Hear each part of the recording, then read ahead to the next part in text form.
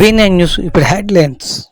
పర్యావరణం నమస్తే అండి. ఎంపీ భరత్ కి మన విశాఖపట్నం ఎంపీ శ్రీ భరత్ గారు గూగుల్ సెంటర్ వల్ల చిన్న వీడియోలు తన సోషల్ మీడియాలో పెట్టారు. ఒక 5 వీడియోలు, myth 1, myth 2, myth 3, myth 4, myth 5 అని. వాటికి కొద్దిగా క్లారిఫికేషన్స్ ఇద్దామనే ఉద్దేశంతో, ఎందుకంటే మాటికి చెప్పడానికి ప్రెస్ మీట్ పెట్టి చెప్పాం కదా అంటే, మళ్ళీ ఆయన ప్రెస్ మీట్ పెట్టి చెప్పారు కదండి అని కొంతమంది అడిగారు. ముఖ్యంగా మళ్ళీ నేను పర్యావరణం సైడ్ నుంచే ముందు వస్తాను, ఎందుకంటే ఆయన ఇంకేటో మొదలు పెట్టారు కానీ పర్యావరణం ఒకటి చాలా ఇంపార్టెంట్. ఆయన చెప్పింది పర్యావరణ అనుమతులు అన్నీ వచ్చేసాయి. సో పర్యావరణ అనుమతులు తీసుకున్న తర్వాత కూడా పర్యావరణ అనుమతులు రాలేదని పర్యావరణ వ్యక్తులు చెప్పడం కరెక్ట్ కాదు. ఏప్రిల్ 18న ఒక పర్యావరణ అనుమతి వస్తే జూన్ 10వ తారీఖునే రెండో పర్యావరణ అనుమతి వచ్చిందని చెప్పారు. అది కూడా పర్యావరణ ప్రభావ అంచనాలు వేసి EIA వేసి ఎన్విరాన్మెంట్ ఇంపాక్ట్ అసెస్మెంట్ చేసి అనుమతులు ఇచ్చారని. లేదండి ఎంపీ గారు, మీకు తెలియదేమో, మీరు తీసుకున్న అనుమతులు కేవలం భవన నిర్మాణాలకి, డేటా సెంటర్ నిర్మాణానికి కాదు. డేటా సెంటర్ నిర్మాణానికని మీరు పెట్టలేదు, భవన నిర్మాణానికని పెట్టి ఒక ప్రైవేట్ కంపెనీ, అది కూడా ఒక 1 GW తీసుకెళ్లి 3 ముక్కలు చేసి 3 డిఫరెంట్ కంపెనీలకు ఇస్తున్నట్టు వేరు పేర్లు పెట్టి చేశారు. అది చల్లదండి, ఎందుకంటే సుప్రీంకోర్టు జడ్జిమెంట్లు ఉన్నాయి. ఒక ప్రమోటరు ఒక ఇండస్ట్రీని 3 ముక్కలు చేసినా సరే ఎన్విరాన్మెంట్ ఇంపాక్ట్ అసెస్మెంట్ విషయానికి వస్తే 3 కలిపి చేయాలని. అదే ఒక ప్రాంతంలో 2-3 డిఫరెంట్ ప్రమోటర్స్ కూడా, వేరు ప్రమోటర్స్ కూడా వచ్చి ఇండస్ట్రీ పెట్టేటప్పుడు ఆ ఉమ్మడి 3 పరిశ్రమలు 4 పరిశ్రమల వల్ల ఆ ప్రాంతానికి వచ్చే నష్టం ఏంటి అనేది అంచనా వేయమని సుప్రీంకోర్టు తీర్పులు ఉన్నాయి. కాబట్టి మీరు చదవండి. మీకు ఎన్విరాన్మెంట్ క్లియరెన్స్ లేదు, డేటా సెంటర్కి ఎన్విరాన్మెంట్ క్లియరెన్స్ లేదు. ఇది బొలిశెట్టి సత్యనారాయణగా ఒక పర్యావరణవేత్తగా నేను చెప్పింది. అక్కడ డేటా సెంటర్ బిల్డింగ్లు కట్టుకోవడానికి కేవలం భవనాలకు మాత్రం పర్మిషన్ తీసుకున్నారు, డేటా సెంటర్లకు కాదు, ఆపరేషన్ కాదు. ఓకే, మీకు తెలియకపోతే తెలుసుకోండి. రెండోది, కొన్ని చెట్లు నరుకుతున్నాం, దానికి మేము లోకల్గా అనుమతులు తీసుకున్నామని. మీకు వాల్టా యాక్ట్ 2002 ప్రకారంగా అనుమతులు తీసుకున్నారా లేదా అనేది ఇంపార్టెంట్. ఇంకొకటి ఏమంటే, అత్త సొమ్ము అల్లుడు దారేశాడు అన్నట్టు సింహాచలం దేవస్థానం భూములు ప్రభుత్వాలకు ఇస్తుందండి. ప్రభుత్వానికి ఇవ్వమని ఆదేశాలు మన మంత్రులు, ముఖ్యమంత్రి గారు కానీ కేబినెట్ కానీ ఎలాగిస్తుందండి? నాకు వచ్చిన ఇన్ఫర్మేషన్ ఏంటంటే, హడావిడి చేసి ప్రెషరైజ్ చేసి ఏదోలా చేద్దాం అనుకుంటున్నారు, కానీ సుప్రీంకోర్టు సెటిల్ జడ్జిమెంట్స్ ఉన్నాయండి దీని మీద. దేవస్థానం భూములు రిలీజియస్ పర్పస్ కాకుండా వేరే పర్పస్కి అయితే కేవలం ఆక్షన్ మాత్రమే చెయ్యాలి. అవి ప్రభుత్వ భూములు కాదు, దానాలు ధర్మాలు చేయడానికి. కాబట్టి అక్కడ ఎట్టి పరిస్థితుల్లో 1% అవకాశం కూడా మీకు లేదు పెట్టడానికి.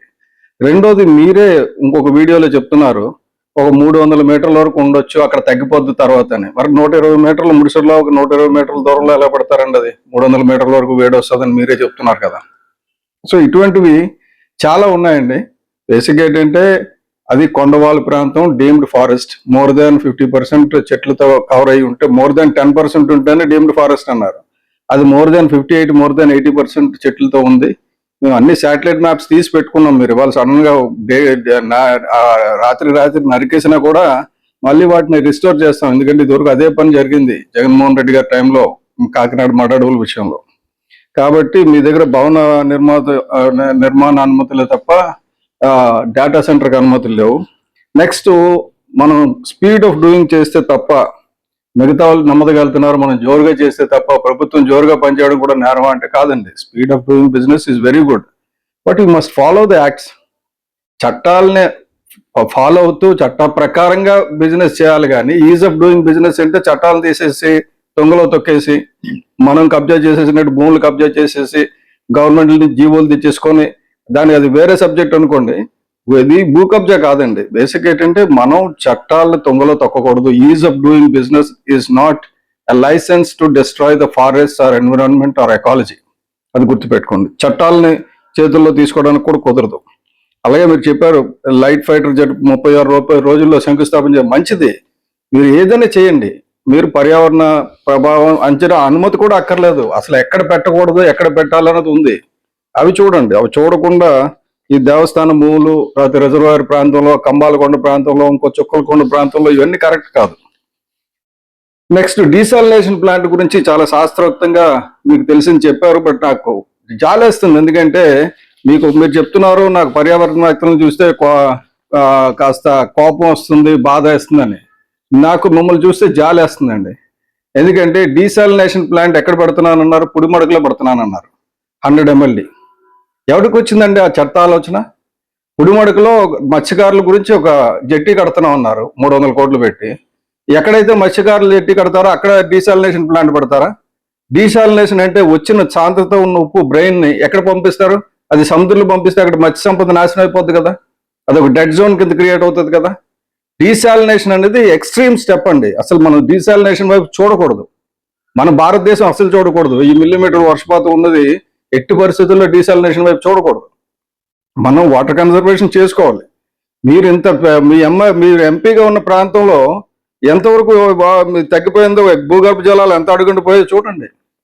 ఎందుకు అంత ఇప్పుడు 87%, 80% ప్రజలు పంపుల మీద, బోర్ వాటర్ల మీద ఎందుకు ఆధారపడుతున్నారో చూడండి, స్టడీ చేయండి. ఎందుకు అంత గట్టిగా పడిపోయింది? మీరేమో ఇజ్రాయెల్ అవన్నీ చెప్తున్నారు.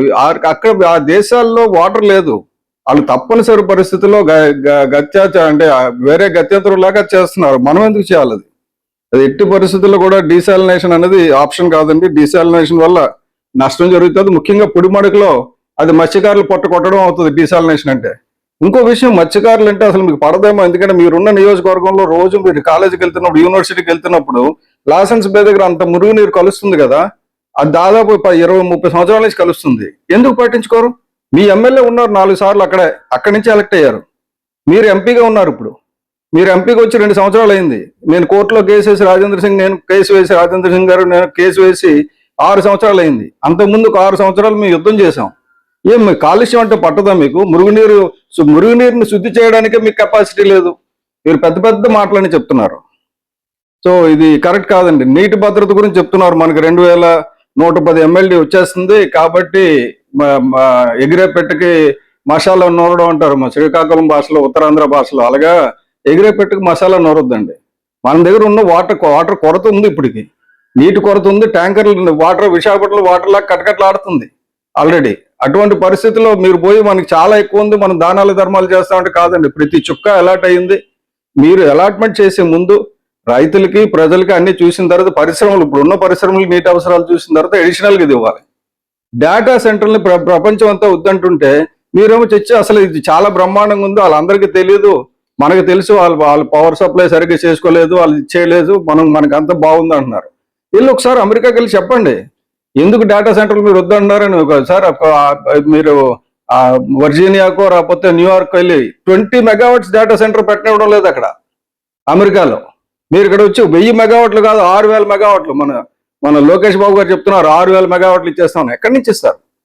ఎలా పెడతారు? దాని తల పర్యవసానాలు చూస్తున్నారా? ఓన్లీ పెట్టుబడులు చూస్తారా? అంటే విశాఖపట్నం నాశనం అయిపోయిన పర్లేదు, ఉత్తరాంధ్ర నాశనం అయిపోయిన పర్లేదు, మనకు పెట్టుబడులు వస్తే చాలు, అందులో మనకు వాటాలు వస్తే చాలు, ఇంతేనా? అంతకుమించి కేవలం ఉందా? ఎందుకంటే ఇది కరెక్ట్ కాదండి. ఇది చాలా చాలా తప్పు చేస్తున్నారు. మీ పర్యావరణ అనుమతులు లేవు అక్కడ కట్టడానికి, ఎన్విరాన్మెంట్ ఇంపాక్ట్ అసెస్మెంట్ చేయలేదు. నెక్స్ట్ ఇవన్నీ ఉంటే ఎందుకు ఒక రౌండ్ టేబుల్ పెట్టి ముందు ప్రజల్ని చైతన్యవంతులు చేసి, ఇక్కడ ఇంత జాగా ఉంది, మనకి ఇంత నీరు ఉంది, మనకి ఈ ప్రాజెక్టులు వస్తే బాగుంటుంది అంటే ఏ ప్రాజెక్టులు వస్తే బాగుంటుందో చర్చించవచ్చు కదా. డేటా సెంటర్లే ఎందుకు? డేటా సెంటర్ల వల్ల 500 కంటే ఎక్కువ ఇవ్వమని వాళ్ళు అప్లికేషన్లోనే పెట్టారు. అప్లికేషన్లో 500 పెట్టారంటే రియల్గా ఎంత అవుతుందో మీకు తెలుసు. సో 500 పర్మనెంట్ జాబ్స్ ఉంటాయని డేటా సెంటర్ పెడితే మీరు దానికి పోయి మనం మొత్తం పర్యావరణం అంతా నాశనం చేసుకోవాల్సిన అవసరం ఉందా? మనం సెల్ ఫోన్లు వాడుతున్నాం కదా, డేటా లేకుండా అలాగవుతుంది. అందరూ సెల్ ఫోన్లు వాడుతున్నారు. అమెరికాలో ట్రంప్ గారు ఏమన్నారు, మనమేమో మన రిసోర్సెస్, మన ట్యాక్స్ పేయర్స్ మనీ మనం వేస్ట్ చేసుకున్నాం, ChatGPT, చైనా వాళ్ళు బాగుపడుతున్నారు ChatGPT వాడని. మీరు ఏఐ కంపెనీలు పెట్టండి, డేటాను వాడుకోండి. డేటా సెంటర్లు పెట్టాల్సిన అవసరం లేదు మనకి. ఒకవేళ డేటా సెంటర్లు పెట్టాల్సి వస్తే దాని తాలూకా ఇంపాక్ట్ ఏంటో చూసుకొని దాన్ని ఎలాగ మిటిగేట్ చేయాలో ముందే ప్లాన్ చేసి, అలాగే మనుషులు లేని ఏరియాలో, మనుషుల నివాసయోగ్యంగా అంటే నివాస ప్రాంతాలకు ఒక 5 కిలోమీటర్ల దూరంలో, అలాగే చుట్టుపక్కల బయోడైవర్సిటీ దెబ్బతినకుండా ఉన్న ప్రాంతాలు బోర్డు ఉన్నాయి, ఐడెంటిఫై చేసి అక్కడ పెట్టండి. అడావిడిగా బెస్ట్ లేఅవుట్లు ఎక్కడెక్కడ ఉన్నాయో మీ కాలేజీలు సెలెక్ట్ చేసుకున్నట్టు బ్యూటిఫుల్ స్పాట్స్ అన్ని సెలెక్ట్ చేసేసుకొని ఎవరెవరికి దానాలు ధర్మాలు చేయడం కరెక్ట్ కాదండి. అది చాలా తప్పు. ఈ విషయంలో మాత్రం నేను పూర్తిగా విభేదిస్తున్నాను. మీరు చెప్పినవి అన్ని అవాస్తవాలే, ఒక్కటంటే ఒకటి వాస్తవం లేదు. Any place I'm ready to have a debate with you online. Open platform లో ఎక్కడైనా డిబేట్ పెట్టండి, మీకు వచ్చిన అనుమతులు చూపించండి, అందులో ఏం తప్పులు ఉన్నాయో చూపిస్తాను. మీకు చెట్లు నరకడానికి మీకు ఎవరు అనుమతి ఇచ్చారో చెప్పండి, వాళ్ళకి ఎలాగ అర్హత లేదో చూపిస్తాం. అలాగే సింహాచలం దేవస్థానాలు ఇవ్వడానికి, భూములు ఇవ్వడానికి మీకు ఎందుకు అర్హత లేదో నేను చెప్తాను. మీకు ఎక్కడి నుంచి అర్హత వచ్చిందో మీరు చెప్పండి. అంతేగాని ఇలాగ తప్పుడు ప్రచారాలు చేసుకుని మంచి చక్కటి అమాయకాన్ని ముఖం పెట్టుకొని ఏదో తప్పుడు అబద్ధాలు ప్రచారం చేయకండి ఎంపీ గారు. ఇది మంచిది కాదు, విశాఖపట్నానికి మంచిది కాదు. Thank you.